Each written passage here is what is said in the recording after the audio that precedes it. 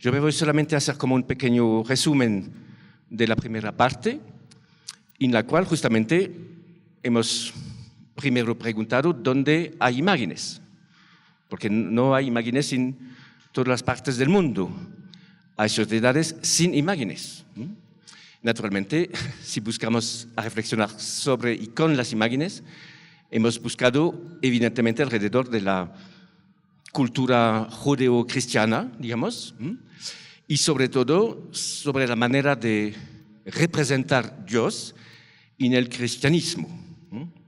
El cristianismo es realmente nuestro socle fundador, es realmente una base sin la cual no podemos pensar y actuar y hablar y crear.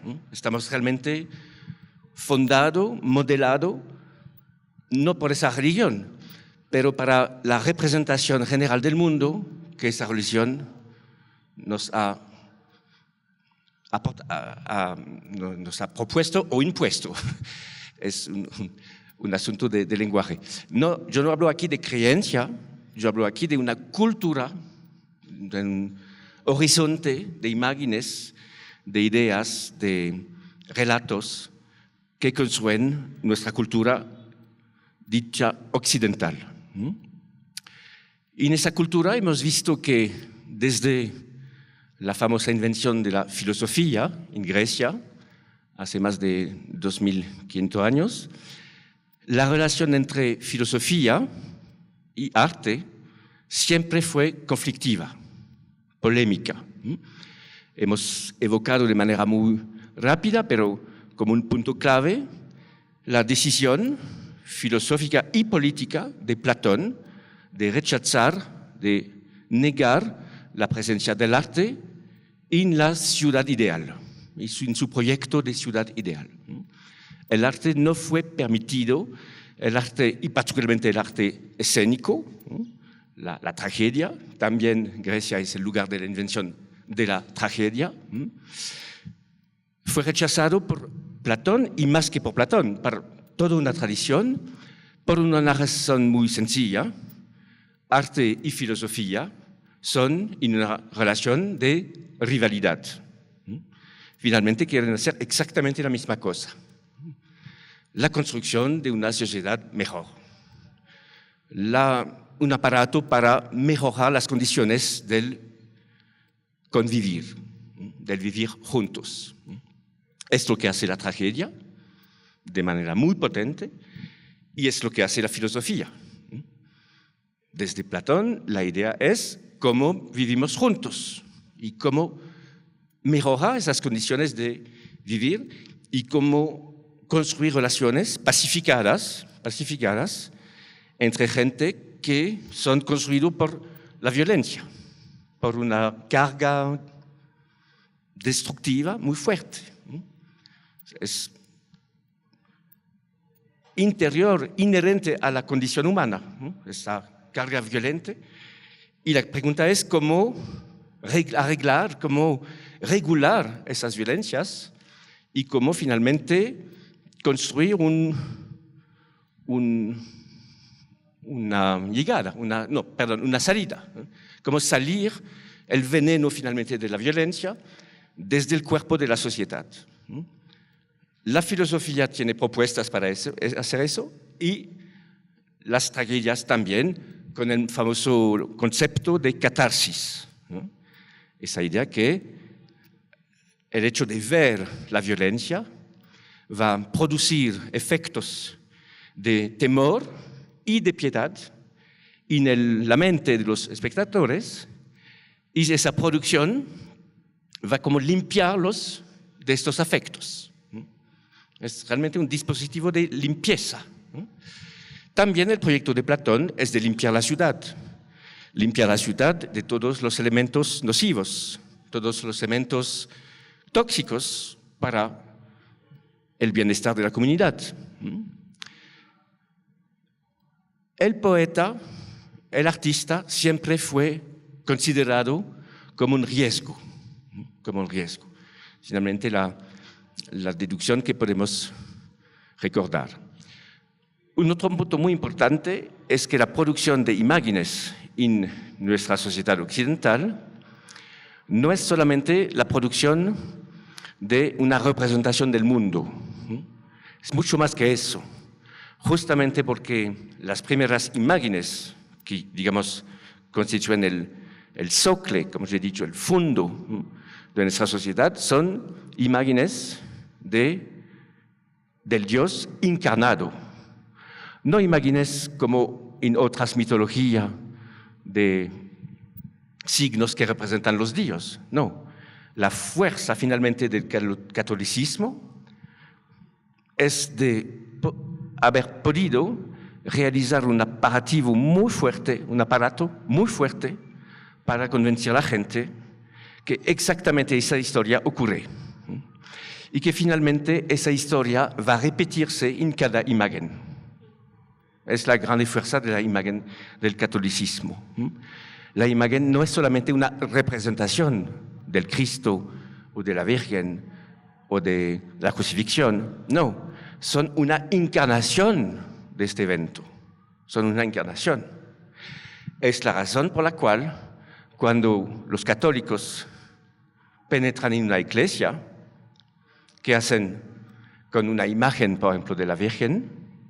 No van a mirar, van a honrar, van a tener una actitud no de contemplación, de nada, pero de piedad, una relación de creencia que hace realmente que para un católico, para una persona que tiene la creencia, esa imagen no es una imagen material, no es solamente una materia, es una materia que tiene la capacidad, la fuerza mágica, que finalmente se trata aquí de una cosa muy mágica, ¿no? Esa fuerza mágica de dejar entrar el cuerpo del Cristo o de la Virgen. Son realmente encarnaciones.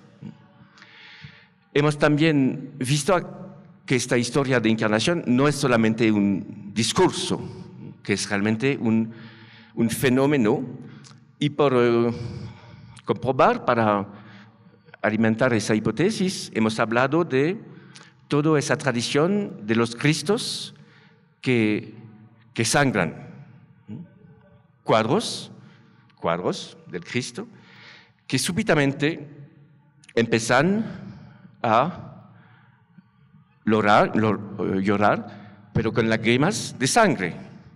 Y hay toda una tradición en todos los países católicos. Es muy impresionante de ver que es una cosa que no es una cosa regional, en África, en Sudamérica, en Europa, en cada lugar que realmente tiene que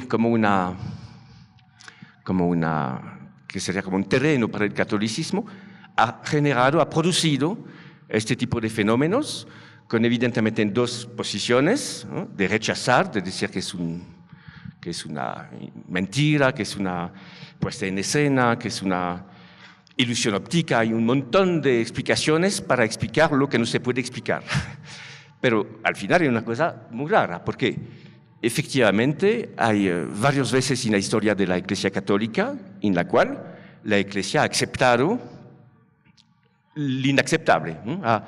Ha aceptado la idea que ocurre una cosa totalmente inexplicable por las leyes de la razón. Con los Cristos llorando no es tan evidente. En general, la Iglesia ha totalmente rechazado este tipo de fenómeno, pero hay ejemplos en los cuales realmente hay como un culto integrado en el catolicismo, porque en general han rechazado este tipo de fenómenos como esotéricos, como teniendo un vínculo con la brujería, porque en realidad las fuerzas de las imágenes, y particularmente de una imagen que revela su cuerpo, es tan grande que realmente puede producir desorden. La idea de la Iglesia Católica es muy sencilla: civilizar los pueblos, evangelizarlos, e imponer un orden espiritual, físico y social. Hay todo un programa teológico-político que tiene que ver con la creencia personal, pero también con la organización social. Y la Iglesia no puede imaginar que sus aparatos de control, porque son aparatos de control y de influencia de los pueblos, no puede imaginar que sus aparatos de control van a escapar a su control, ¿no? Hay un riesgo siempre que la máquina, que el aparato va a escapar al control. Hemos hablado también de los misterios durante la Semana Santa, que sirven a qué?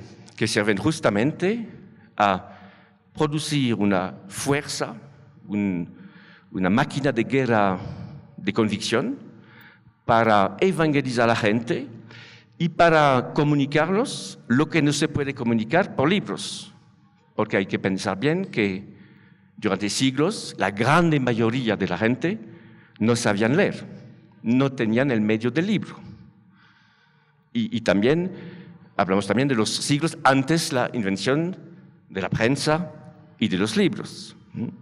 Los misterios han tenido un rol muy importante en la historia de la Iglesia con ese objetivo de evangelizar los pueblos. Pero también hemos notado que en un momento este aparato de evangelización también tiene riesgos y puede escapar a lo que lo controlen. Porque la escena tiene una fuerza, exactamente como un cuadro es una encarnación, la escena tiene una fuerza de convicción muy grande.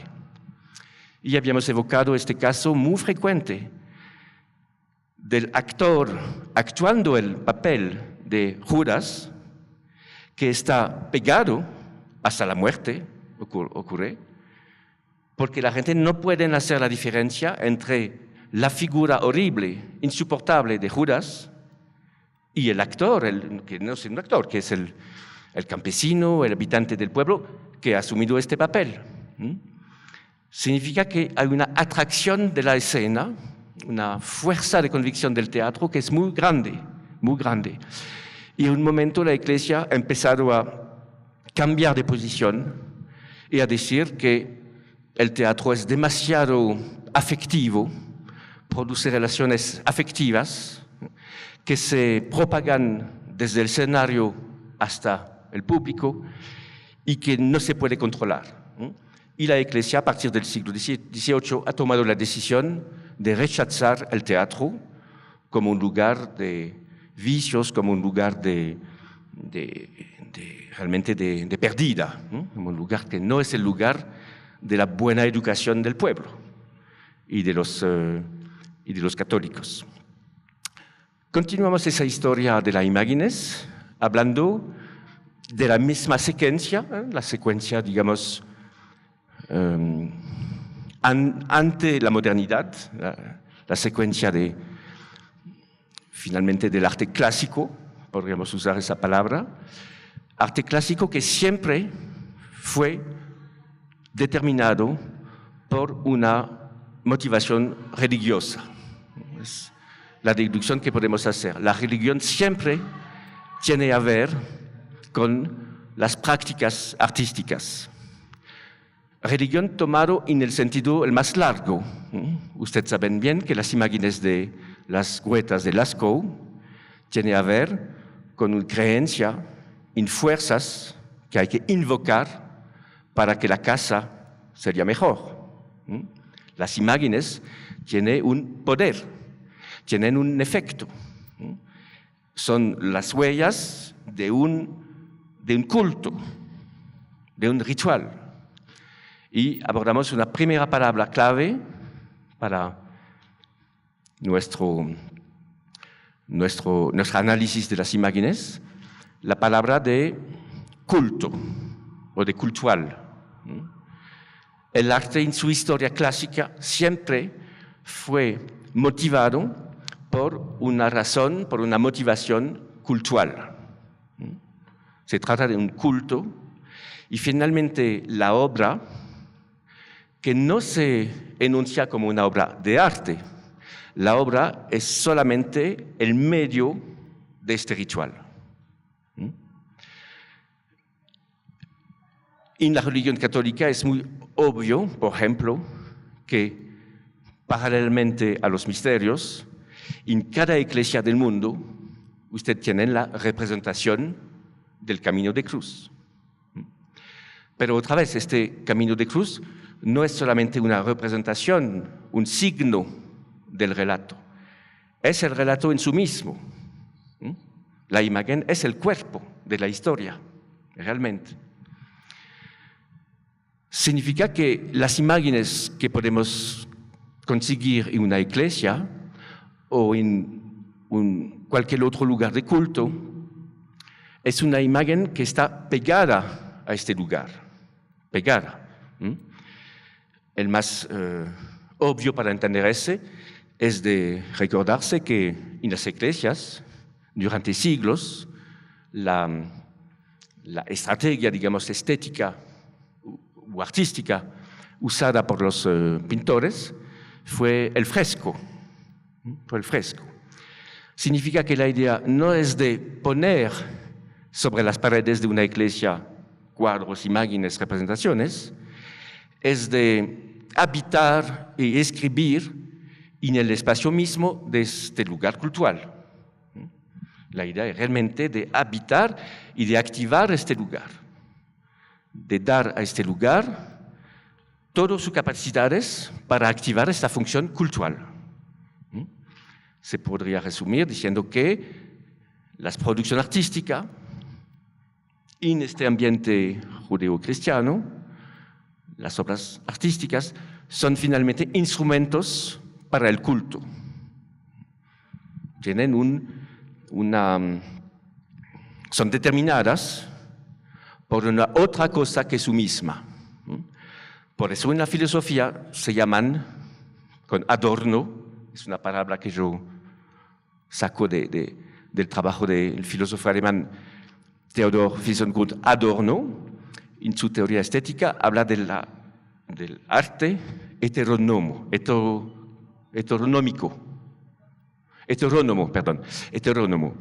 El arte heterónomo, la raíz griega dice hetero, otro, significa que el arte está determinado, tiene como normas cosas exteriores, ¿no?, que vienen a imponerse en el campo del arte. En este caso, obviamente, la cabeza que piensa, ¿no?, la iglesia pensando, tiene como todo un protocolo de lo que hay que hacer y no hacer para representar finalmente la mitología cristiana. Hay cosas, por ejemplo, que se han hecho en el momento y que fueron prohibidas. Por ejemplo, la representación de la Virgen lactante. ¿Lactante se dice? Fue prohibido totalmente. También esa idea que me parece muy obvia del Cristo con tres caras, ¿no? La idea que finalmente si el Cristo es el Hijo de Dios, pero que también va ¿cómo se dice? Resucitar, y que también es una manifestación del Espíritu, ¿por qué no poner tres caras a esa figura que tiene tres identidades? No es ilógico de nada, pero fue totalmente rechazado por el Vaticano y hay siempre, ustedes ven por estos ejemplos, como una voluntad de controlar la mirada, ¿no? Como es un aparato de poder, como es un aparato muy poderoso, hay que averiguar muy bien los efectos de este aparato, ¿no? Y hay como contraefectos que pueden ocurrir y que pueden finalmente negar el objetivo inicial. Lo que ocurrió en Europa y que se nombra bajo la palabra de revolución, en mi país, Francia, no solamente es una revolución política, un cambio de régimen, es mucho más que eso. El siglo XVIII realmente va a revolucionar el mundo y va a cambiar absolutamente todo. Una cosa que no parece tan vinculada con la revolución, pero que sí es realmente una invención de la revolución, es el museo. El museo. ¿Qué es un museo? Un museo es un lugar, generalmente el dominio de ese lugar es o un rey o, digamos, una personalidad de la corte, de un noble, evidentemente, que tiene la capacidad de agregar las riquezas. Y el museo es finalmente, muy sencillamente, la reserva, se dice, o el resacho, o la bodega, ¿no? Más la bodega de los robos de un montón de gente durante sus campañas de guerras. No es la verdad. Yo sé que parece un poquito extraño, pero es la verdad, es la verdad. No existe un museo que no está construido a partir de un robo. Y Colombia le sabe muy bien, porque un montón de museos son construidos sobre la riqueza, los tesoros, la cultura colombiana. Pero también podemos hablar del Museo del Oro. El Museo del Oro es una acumulación de robos. Justamente porque la historia del oro es la historia de un robo. Pero de manera mucho más general, un museo es la concentración de bienes, de objetos que vienen de un otro lugar y que fueron, en el sentido fuerte, que se conoce así, desplazados. Hay realmente una voluntad de sacar un objeto de su lugar y no de un lugar neutral, un lugar cultural, como hemos visto, un lugar sagrado, que está un lugar protegido. La idea de una iglesia, yo sé que no es fácil de entenderlo hoy, la idea de una iglesia no es de mostrar, no es de abrir la puerta, es de conseguir y guardar un tesoro, este aparato de representación, protegido de la mirada exterior y oferto a Dios, regalado a Dios. Una iglesia, una catedral gótica, por ejemplo, no es para los seres humanos.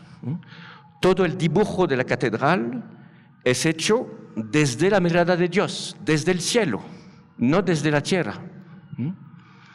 Por eso no se entiende nada una catedral si estamos en la escala de un ser humano. No es hecho por la escala del ser humano. Es hecho para hablar con Dios. Muy distinto. Y súbitamente, sería interesante aprofundizar las razones, no podemos hacerlo ahora, súbitamente empieza un movimiento de desplazamiento de las huellas del cristianismo, esencialmente.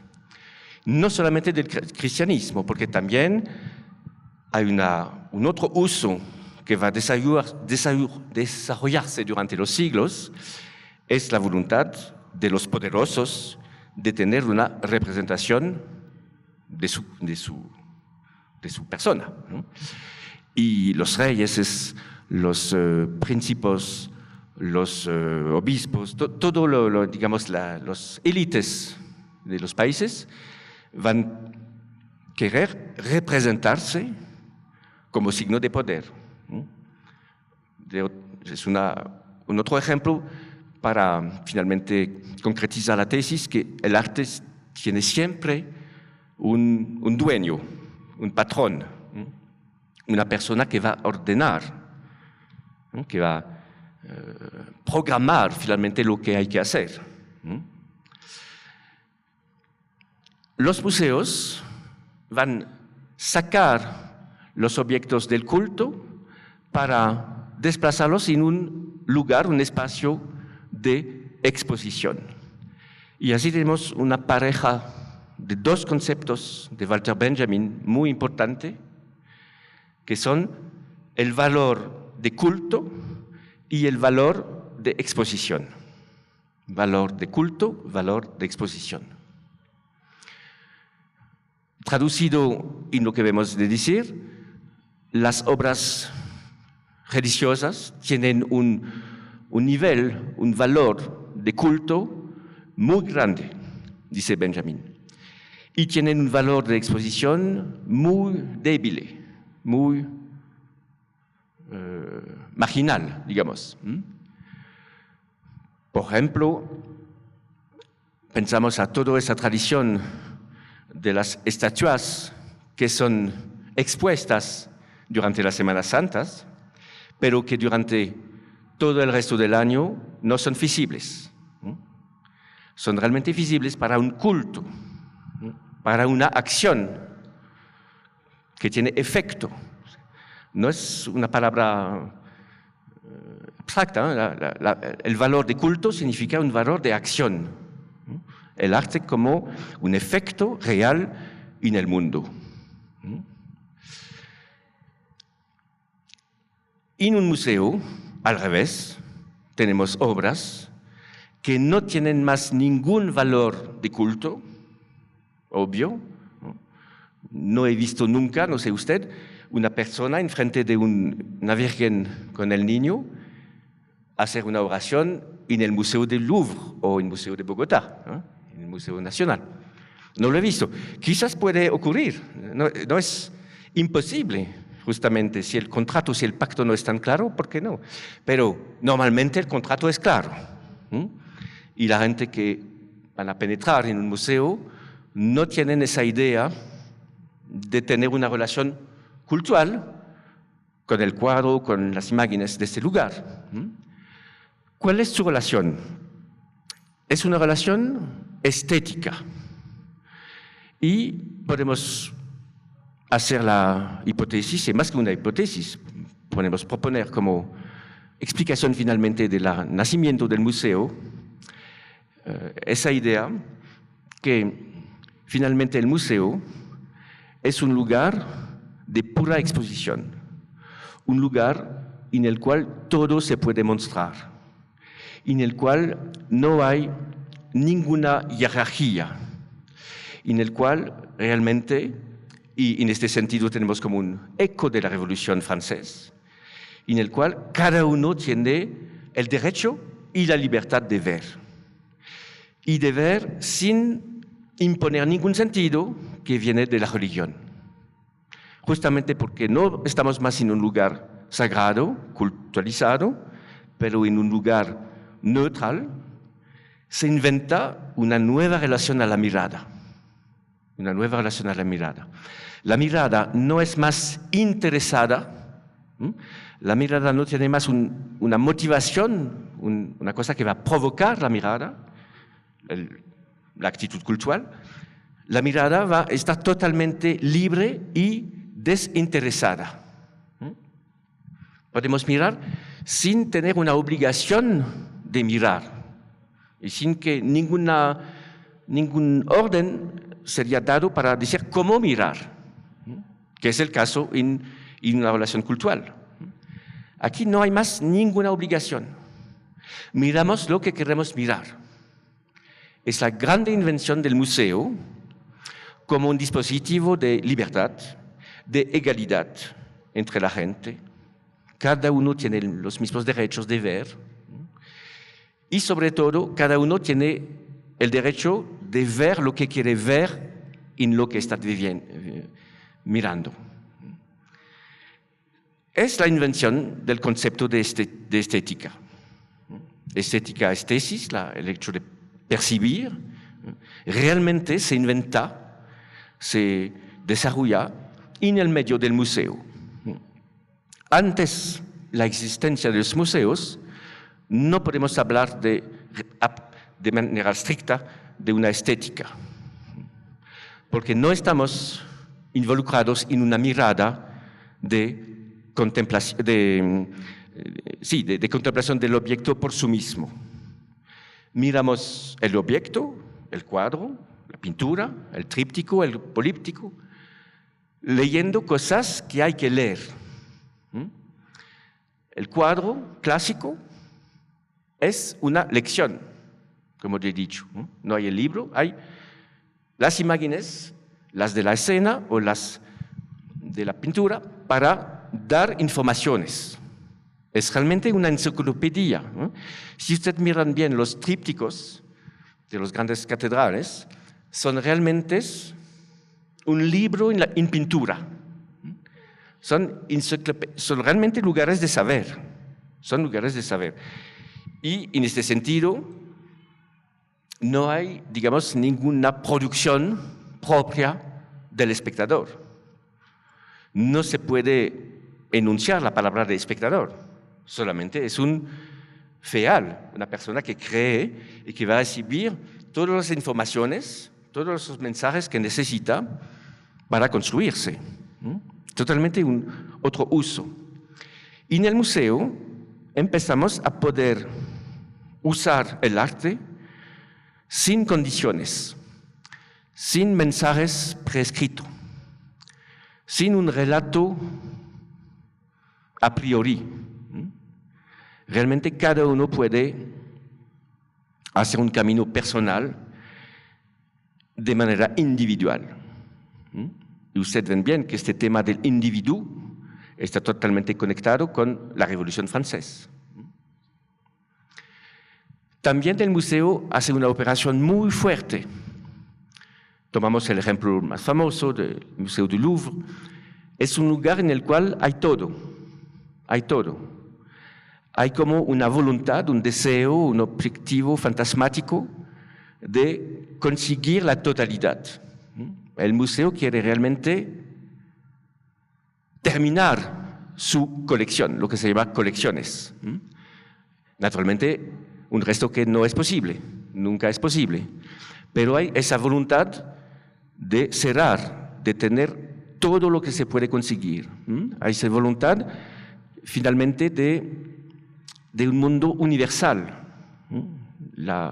El museo tiene mucho que ver con la voluntad de pensar el mundo como un mundo entero, como un mundo único, como un mundo determinado por reglas únicas, que fue todo el proyecto occidental. El museo es una manifestación de esa voluntad occidental de universalizar el mundo, de pensar el mundo como universal, como una cosa que finalmente, aunque hay diferencias, obedece a una lógica común y que sería una lógica entera y sin resto, sobre todo sin resto, sin diferencias, sin márgenes. El museo es un lugar muy político, ustedes habían visto eso. Y justamente es un lugar político en este sentido que finalmente con la invención del museo, de manera contemporánea, va a inventarse la figura de la obra del arte y del artista. Hemos hablado de la figura del artista en la época clásica, la vez pasada, mostrando finalmente que el artista tiene mucho más que ver con un artesano, con un hombre que tiene un saber hacer, que como el artista que conocemos desde el siglo XVIII. El artista no tiene realmente la voluntad de renovar su oficio, de nada. Está mucho más ocupado para responder a los órdenes de los obispos, de los príncipes. Su objetivo no es de renovar, de inventar. La noción de novedad no existe. Mientras hoy, evidentemente, que pensemos que un artista va a inventar una cosa nueva. Es casi integrado en la definición del artista. Con el museo empezamos realmente a ver un cambio completo en la manera de considerar las obras. Porque finalmente lo más importante que antes fue los objetos concretos, poco a poco va a cambiarse en la firma del productor. Finalmente lo que el que ha producido la obra va a cambiarse en una cosa mucho más impactante, mucho más valorizada que la obra en sí misma. Es una paradoja de la modernidad, pero es así, ¿no? Y poco a poco el museo va a devenir como un dispositivo de legitimación. Al inicio, como ya he dicho, es una federación de cosas exteriores desplazadas que entran en un lugar de exposición, pero como este lugar tiene la vocación, la reivindicación de estar un lugar de presentación del concepto de arte de manera universal, ese lugar va a cambiarse en un lugar de legitimación. Es el museo que va a crear literalmente la carrera, la fama, el reconocimiento, la posibilidad de trabajar de un artista. Es un cambio completo de objetivo finalmente. Y esa figura del artista, que ha muy bien entendido el valor de palabras como libertad, como emancipación, van a empezar a hacer una cosa que nunca se ha hecho, nunca fue el objetivo de los artistas, que es de contestar, criticar y negar y poner en crisis las reglas que tienen fuerza, que tienen el poder en el campo artístico, lo que se llama los cánones, las reglas que predicen, que programan la manera de pintar, la manera de producir las obras, con evidentemente este principio de todos los principios, que es el principio de la perspectiva. Y durante siglos y siglos, hasta el siglo XVIII, esos principios no fueron discutidos. No había ninguna voluntad de afrontarlos. Solamente podemos hablar de variaciones, de un desarrollo con variaciones, respuestas de un artista a un otro. Naturalmente que hay todo un ambiente muy vivo, muy orgánico, pero no se trata de una ruptura con la manera normal de hacer, con las normas, justamente. Y poco a poco los artistas van a empezar a hacer cosas anormales, en el sentido privativo, contra las normas. El cuadro de Manet que estamos viendo, de Genet sur l'herbe, es un muy buen ejemplo. Manet ha tomado la decisión de desplazar las reglas de la producción de una obra bucólica. Y tomó una decisión muy fuerte, aquí, que es ¿cómo se dice? ¿Nudices? La nudité. La desnudez, sí. Y esa obra va a producir el escándalo el más impresionante del siglo XIX, realmente, con una violencia que podemos imaginar. Pero es tan extraño para nosotros de ver una obra que está totalmente incluida, integrada en la grande tradición de la pintura, que es complicado de pensar realmente el choque, la bomba que ha podido producir este tipo de obra. Esa obra no fue aceptada de nada, ¿no?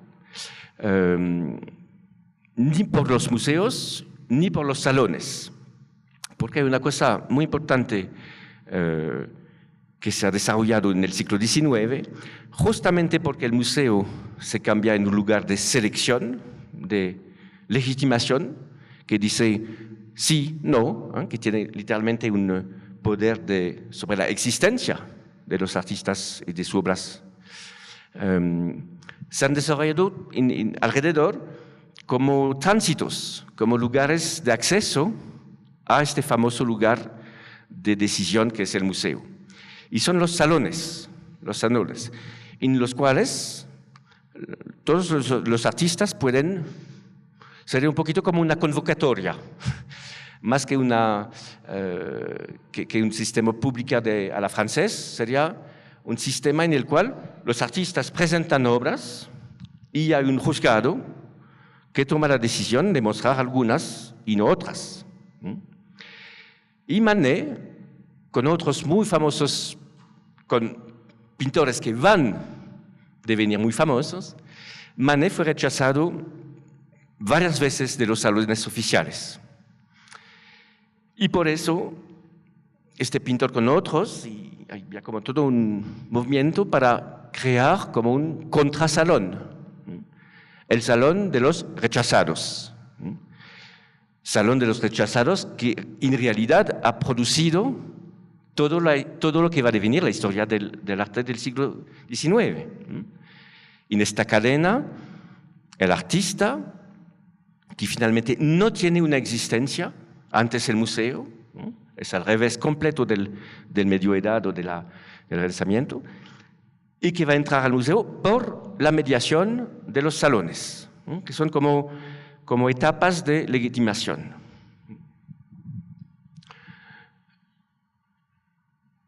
En los dos casos, en la iglesia, como en el museo o el salón o la galería de exposición, hemos visto que hay muchas variaciones, pero hay evidentemente un punto común. Hay un hilo conductor, una cosa que no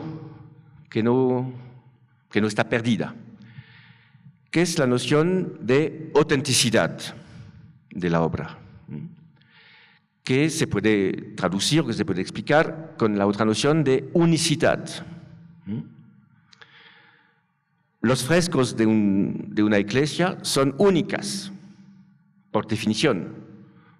Si hay otros frescos en la iglesia vecina, son otros frescos. Hay una unicidad de este fenómeno. La dificultad de los frescos es que no se pueden fácilmente desplazar, hay que desplazar la pared. Por eso, la pintura ha empezado a quitar las paredes para poder desplazarse. Pero, de todas maneras, es siempre una obra única. Tomamos el ejemplo un poquito absurdo de un conservador de museo que quiere conseguir frescos de una iglesia y que va a hacer desplazar toda la pared para poder conservar las imágenes. Estamos en una lógica de una obra única y hay que desplazar el objeto entero para conseguirlo en el museo. En el museo también la obra guarda toda su unicidad. La obra no va a perder nada.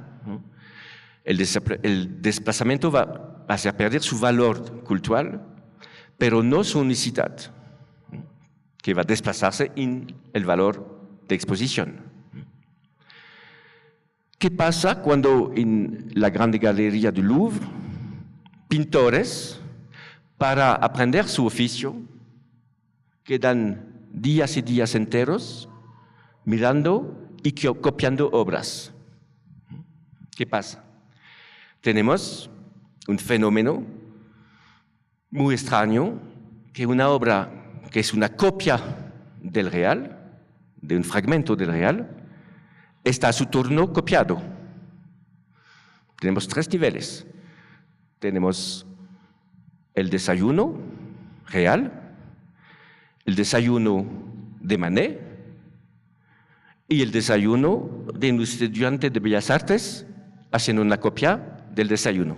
Tenemos tres desayunos. Estamos en el siglo XIX, como se ve en la obra.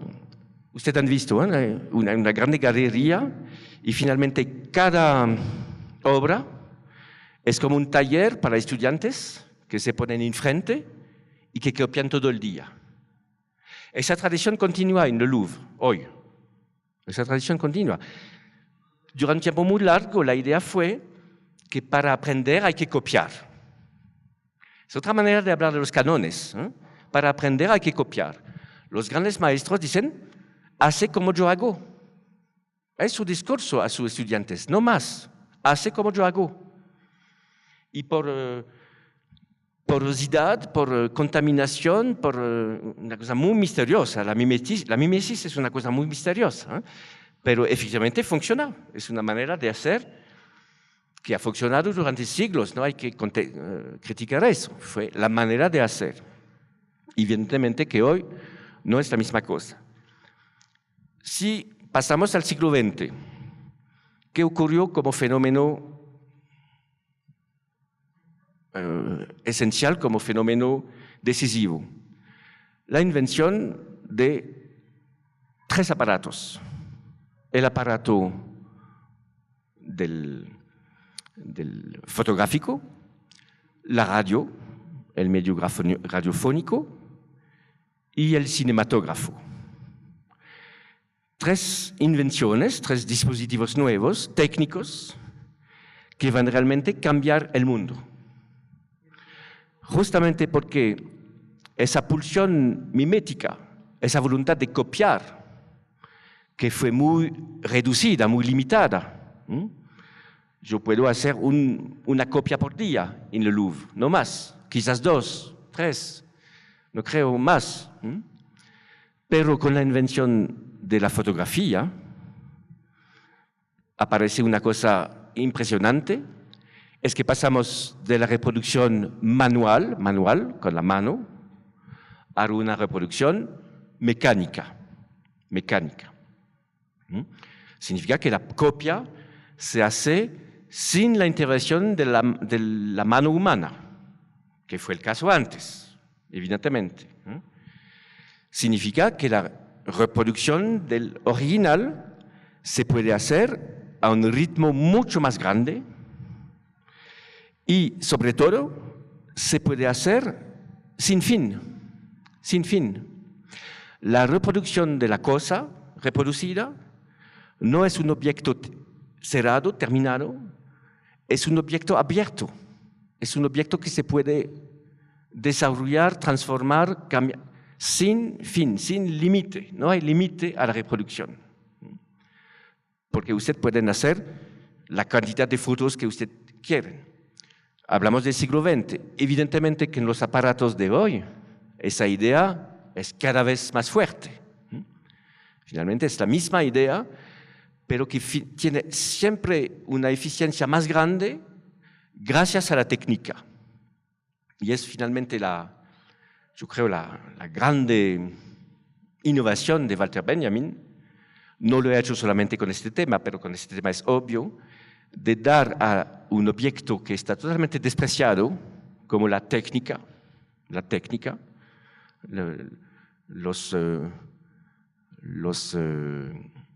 herramientas que usamos para producir, es totalmente una cosa despreciada. Y Benjamin ha dado a este objeto, a esta realidad tan despreciada, una nobleza. Y ha considerado realmente que la técnica no solamente es importante a estudiar en sí mismo, pero que la técnica tiene como efecto de producir las formas culturales. Y que si no entendemos las técnicas, no podemos entender nada a las formas de la cultura. Es realmente su axioma el más contundente, yo creo, en la historia del arte. Cuando la fotografía se ha inventado, en el inicio del siglo XIX, había también una emancipación de la producción de arte y conseguir un retrato de su cara, de su figura, no fue el privilegio de la nobleza y de la gente que tiene plata. Finalmente, el arte fue ya en camino de democratización. Y cada burgués que tiene un poquito de plata, cada artesano, cada negociante, podía conseguir su representación y naturalmente que fue como un signo de reconocimiento social, ¿no? El rey puede representarse con grandes pintores, pintores de cualidad, yo puedo hacerlo también. Es realmente una manera de demostrar un avance social y una democratización. Cada vez más gente puede conseguir este tipo de representación de sí mismo.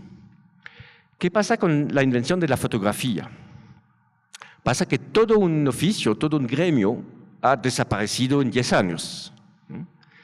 Porque el trabajo del pintor haciendo un retrato, como hemos visto, es un trabajo largo, es un proceso.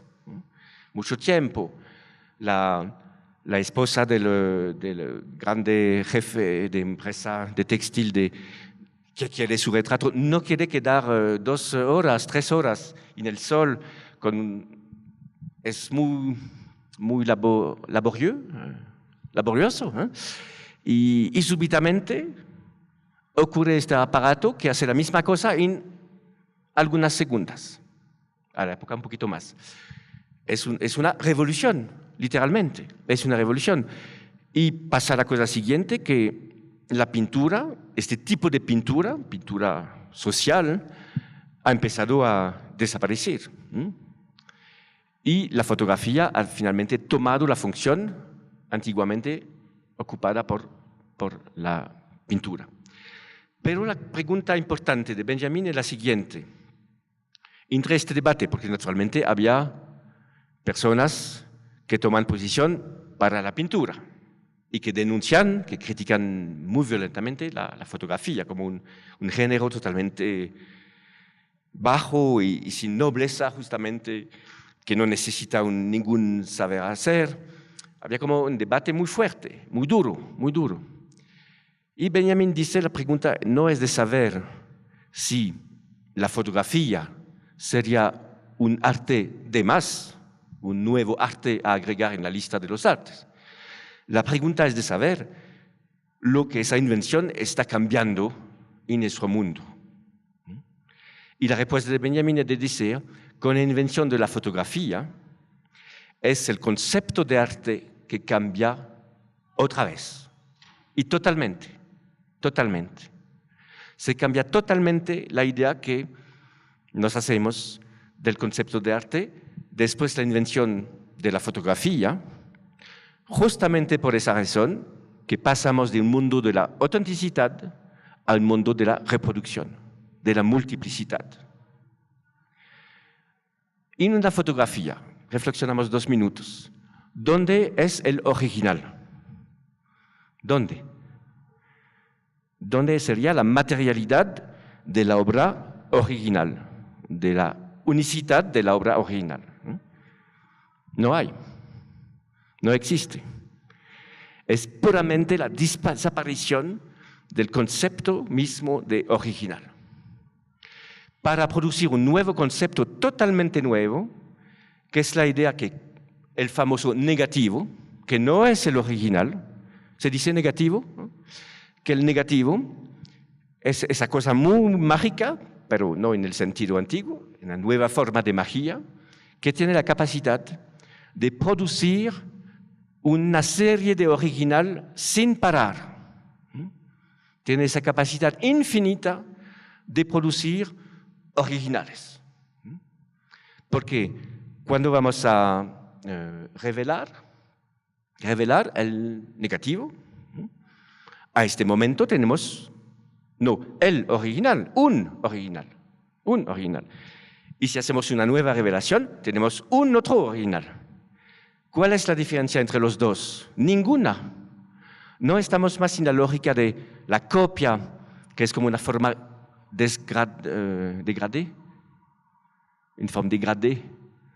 degradada del original.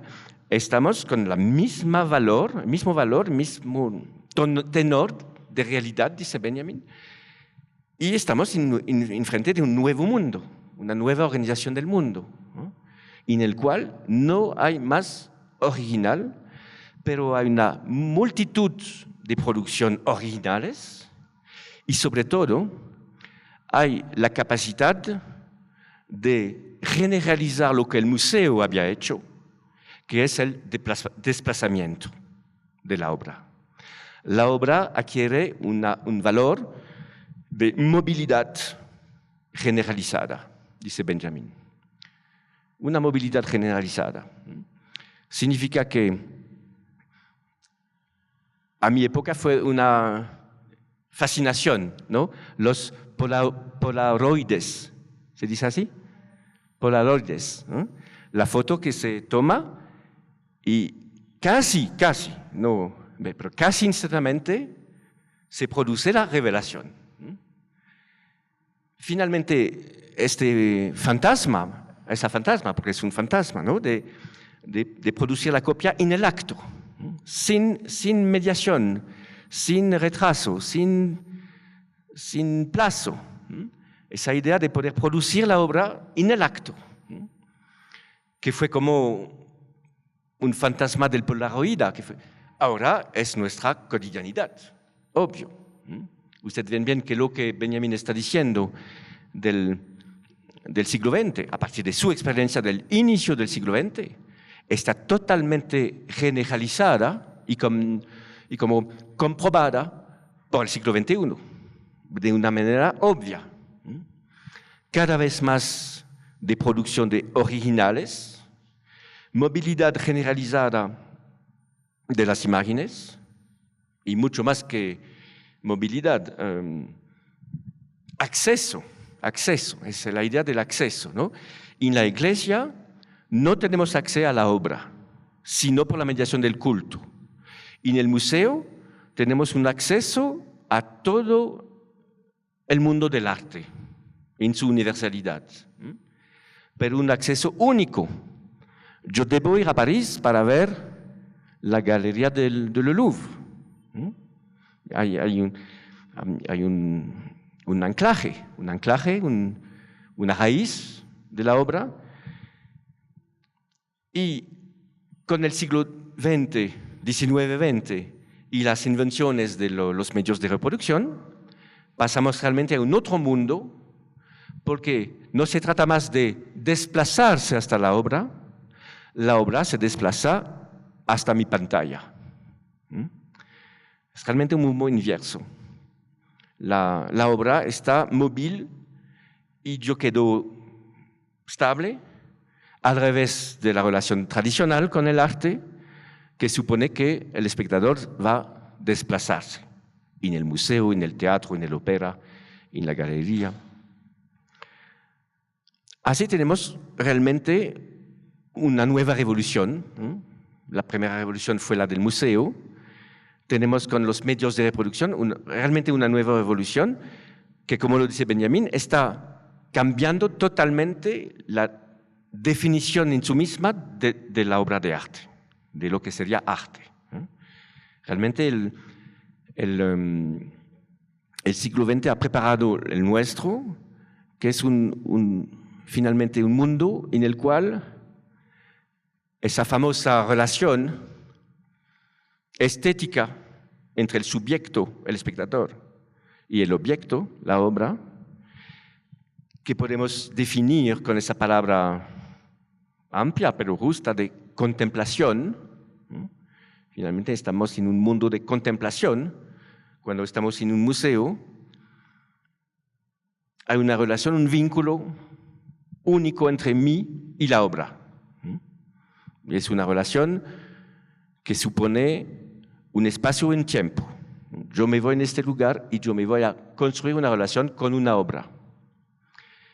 En el mundo de los medios de reproducción no hay más contemplación de nada. Yo no estoy en movimiento de desplazamiento en el cual me voy a entrar en un mundo, el mundo de la obra. Es al revés, la obra que va a entrar en mi mundo. La obra va a entrar en mi mundo. Y la obra va a entrar en mi mundo sin esa relación de contemplación. La obra viene, dice Benjamin, no de manera lineal, pero como un choque. Y hay que ver los movimientos en sus pantallas de hoy, es exactamente eso. las informaciones, los mensajes, las propagandas, todo viene de manera totalmente irruptiva. ¿No? Estamos en la relación muy cultural, muy contemplativa de la persona. Yo lo he hecho cuando yo había su edad, que es de abrir una carta, abrir un sobre, sacar la carta, el papel, abrirlo y empezar a leer. Es totalmente una otra manera de leer, evidentemente. Estamos totalmente en otra manera porque en la lectura solitaria de la carta estamos en una relación solitaria. En los medios de comunicación de hoy, de reproducción generalizada, dice Benjamin, estamos desde el inicio totalmente conectados. Es un cambio enorme. No estamos más en una posición de soledad, de estar solo enfrente de la escritura como medio de comunicación. Estamos totalmente conectados. Significa con otros, en una comunidad. Y pasa una cosa muy rara, y que finalmente Benjamin dice siempre que no se puede pensar las cosas de manera haciendo dicotomías, antinomías. Que de un lado sería el arte cultural y del otro lado el arte exposicional. No es la manera de pensar de Benjamin. Benjamin dice que en el arte cultural hay el arte exposicional, pero escondido. Y que justamente es porque es escondido que va a poder salir en la forma del museo. Pero en la forma del museo no se pierde totalmente el valor cultural. Y efectivamente, ¿cuál es nuestra sensación cuando andamos en un museo? Es un lugar muy culturalizado. Es un lugar donde hay reglas, prácticas, costumbres, manera de hacer o de no hacer. Es un mundo muy dirigido, no es un mundo tan libre que eso. Y finalmente hay como una culturalización de la exposición. El mundo de exposición no es un mundo que va a quitar, que va a separarse del mundo cultural, es un mundo que va a reapropiarse del mundo cultural de otra manera. Y es también lo que está pasando con la famosa época de comunicación. Comunicamos, estamos conectados, significa que estamos dentro de una comunidad o dentro de varias comunidades y que finalmente estamos no tan lejos de la comunidad de la Iglesia. Esa gran fuerza de Benjamin es de no oponer las cosas, pero de demostrar que todo está movido por la lógica de una paradoja. La producción humana produce paradojas. Es nuestra especificidad. No hay ninguna otra forma de vida que puede producir la paradoja. Es realmente nuestra firma. Y la paradoja no es la contradicción de nada. La paradoja no es una contradicción. La paradoja es poder asumir, de pensar una realidad construida con dos polos totalmente irreconciliables.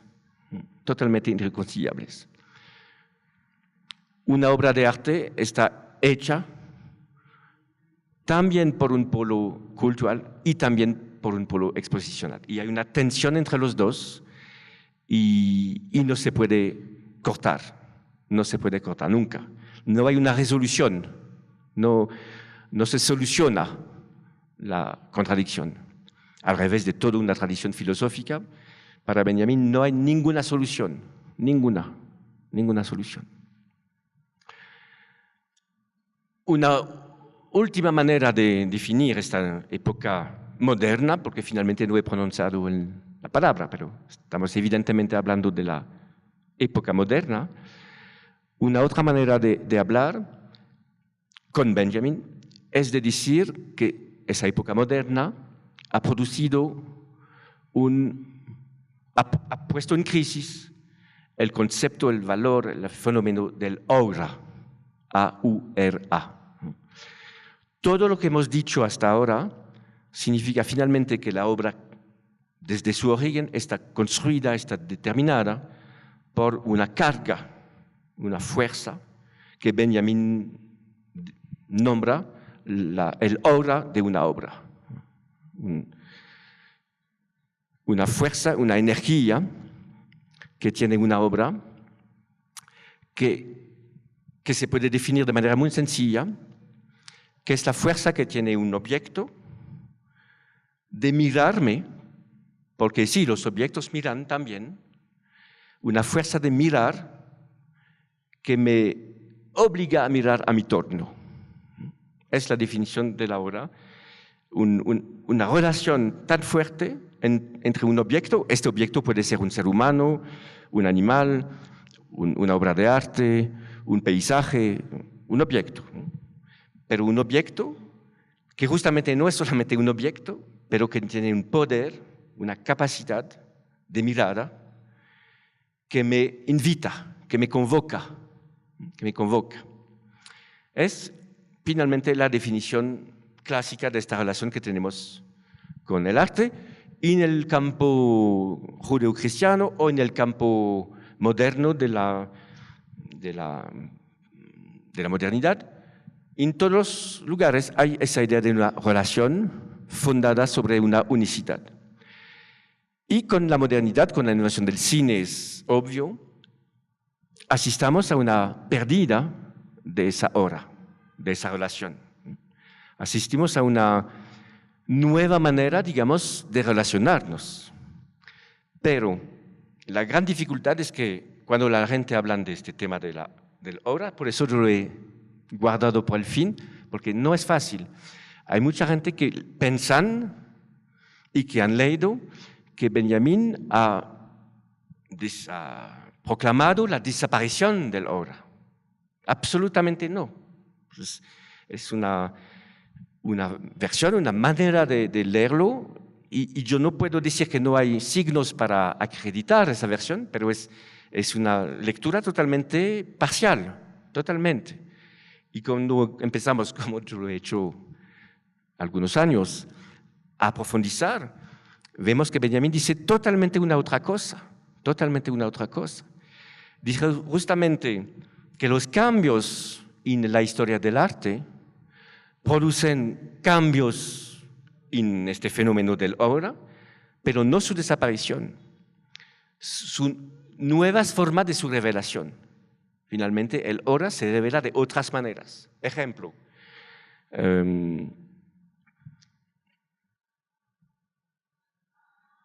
un actor americano como De Niro, por ejemplo, tiene obviamente un aura grande, grandísima. La exemplificación la más fácil es para traducir lo que yo vengo de decir sobre la mirada y la contramirada, es que si un hombre como Robert De Niro está aquí en el corredor, yo no necesito de decir nada,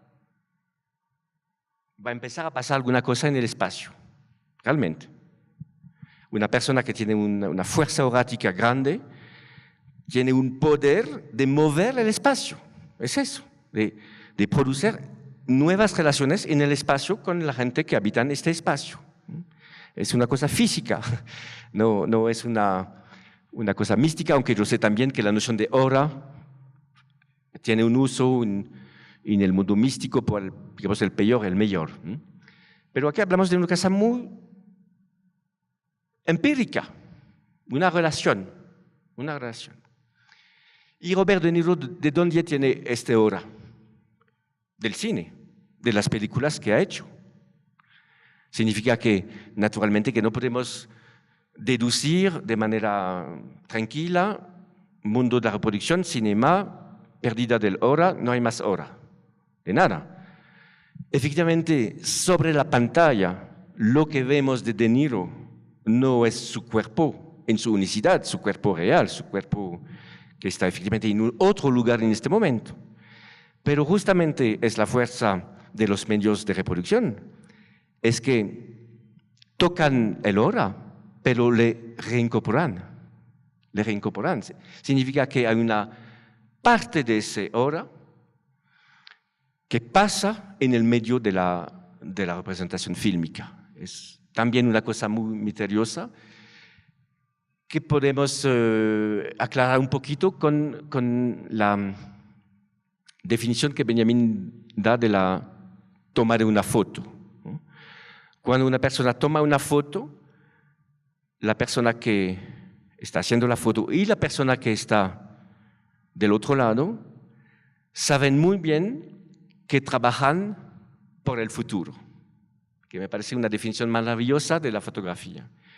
Los dos saben muy bien que trabajan por el futuro, que finalmente es solamente cuando la escena va a desaparecer, y desafortunadamente los protagonistas también van a desaparecer definitivamente, que queda en la materialidad de la foto una huella, pero una huella física, porque es luz, no es una cosa, es luz, es una prensa, es una impresión de luz sobre una materia, es una cosa muy materialista, y es realmente la huella de lo que ocurre.